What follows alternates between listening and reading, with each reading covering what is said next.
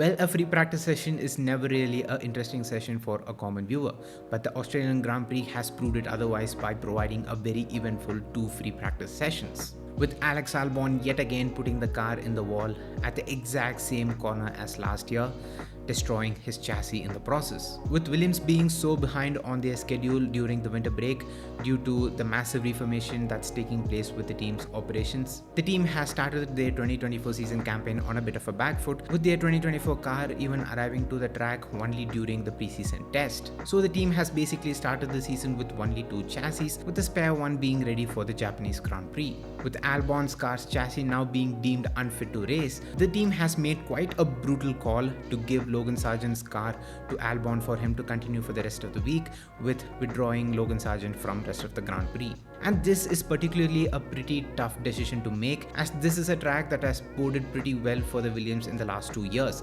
So the team wants to give it their all to see if they can sneak a point out of the Grand Prix, which is pretty reasonable. James Vowles has made a pretty bold decision to go with a driver who could deliver a better weekend for the team and gave Sargent's car to Albon to maximize on the result. And if I were a team boss, this is a situation that I would pray not to be in. But if I had to, this might actually end up being the decision that I would go with. As apart from this one crash, Albon has proven himself to be a better driver than Logan for the past year and a half now, and the likelihood of him finishing the points is also quite high. And when you're a team boss of a team that's from the bottom 5 of the points table, you need to make these bold decisions looking at the bigger picture, as harsh as it may be, as every point matters, with how Haas displayed it at the Saudi Arabian Grand Prix with their borderline unsportsmanlike strategy masterclass. Finishing as high as possible in the Constructors' Championship means that bigger prize money, which will help a team like Williams to improve and develop their infrastructure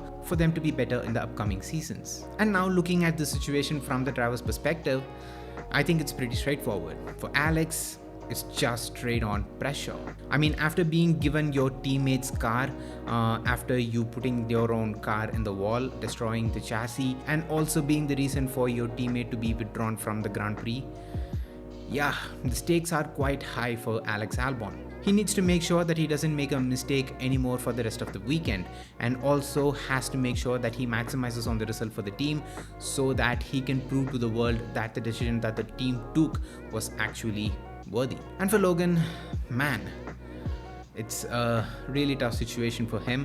I mean, though I do grill the guy pretty hard for his lackluster performances, it does hurt to see him being withdrawn from the race for a mistake not of his own. I mean, this also sends a very clear message to him that the team is not fully behind him.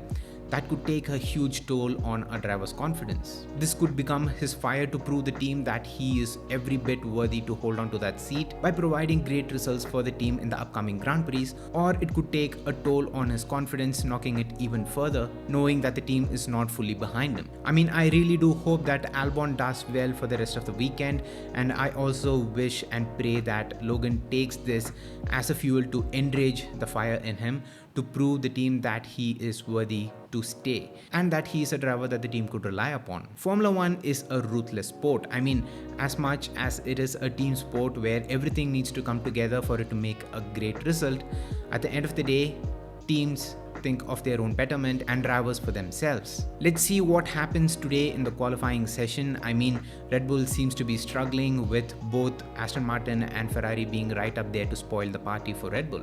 So let's see how everything transpires. If you enjoyed this video, make sure to hit the like button and let me know down in the comments on what is your thoughts on this whole situation. Leave it down in the comments. I'm curious to know. With that being said, subscribe to the Renmaster channel if you haven't already, and also hit that bell icon while you're at it so you get notified whenever I upload a brand new video. And until next time, it's me Vinesh from Renmaster, and I'm out. Love you guys, stay safe, peace.